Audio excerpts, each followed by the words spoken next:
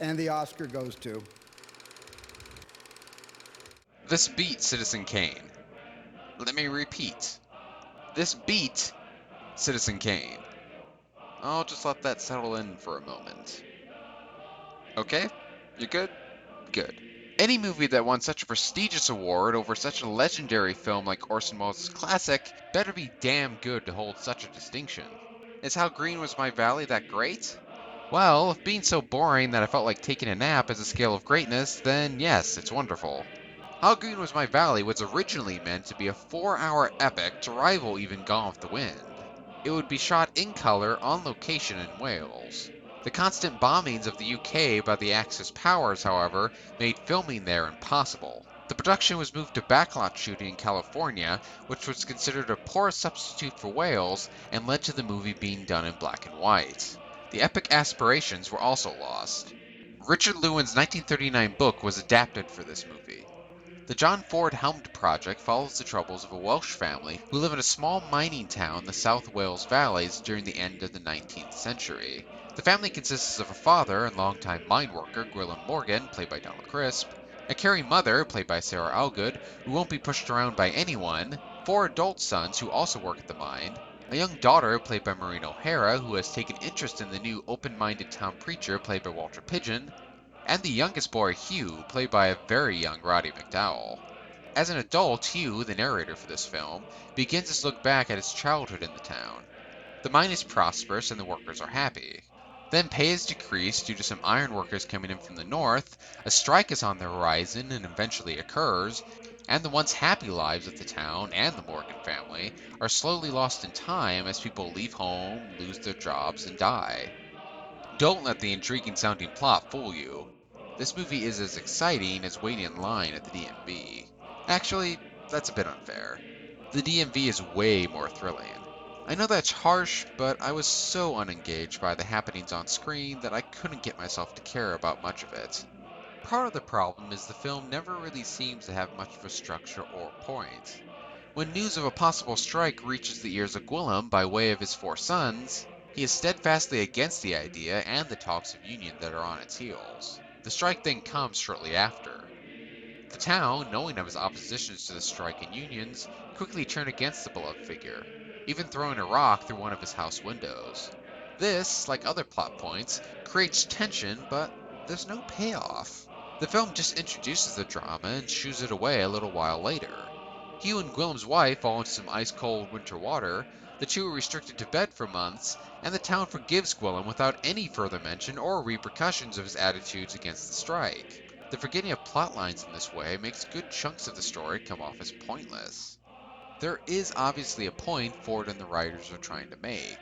The film's intent is to follow the lives of this family in order to show loss of innocence, to see the destruction of the Welsh countryside from these mines, and to explore the idea of memory keeping people and places of a particular time alive even decades after they are gone or unrecognizable. The movie doesn't seem to know how to get these messages across, though. Like I already mentioned, it jumps around a lot between characters and plot points without there being any obvious connection or point. There will be a scene between O'Hara and Pigeon that deals with their romance, but the scene doesn't really progress their relationship at all and just sort of happens. It makes the movie come off like it has no real story or narrative push, and the point Ford was trying to make gets a bit lost. I'm struggling to think of anything else I can say about this movie. It's nearly a week on that I saw it, and I can hardly remember any of it. Thinking back, it feels like I slept through most of it when I was certainly awake for the whole thing. It was that dull. So little grabs you. The romance between O'Hara and Pigeon's character is boring, most of the stuff having to do with the mind and or the family is boring, and just about everything else the movie throws at you is boring. There are only 2 parts of the story I found interesting, that kept me alert and at attention. One was Hugh's relationship with his parents. Lots of films have the cliched, hard-ass father who doesn't believe in education and just wants his child to follow in his footsteps. He's usually countered with a mother who wants more for her child. How Green Was My Valley turns this on its head and reverses the roles for a refreshing take on a familiar plotline.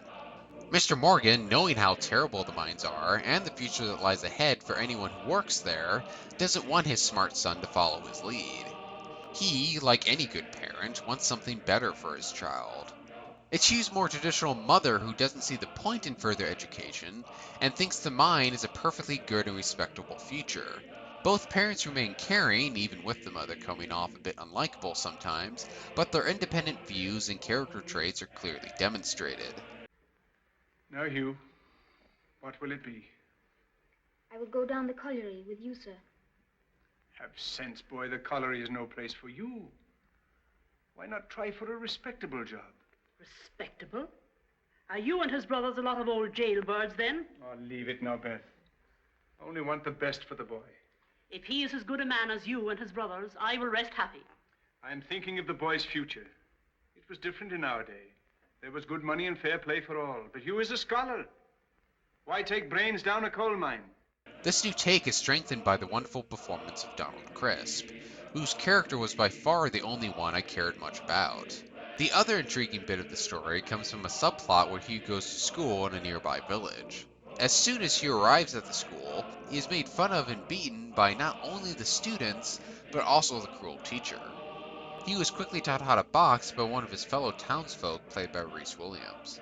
Once Hugh starts winning fights, the teacher finally intervenes, delivering a savage beating to Hugh and not the bullies. Williams' character then goes down to the school with a friend for an immensely satisfying and incredibly amusing scene where the two men teach the terrible man a lesson. Everything else, while not terrible, made me want to nod off. None of it, except for an explosion in the mine near the end, was memorable. Nothing made it worthy of beating not only Citizen Kane, but other nominees like the Maltese Falcon, Suspicion, and Sergeant York. Why did How Green Was My Valley win then? I have little more than guesses. All I can say is this picture certainly isn't the worst we've seen so far.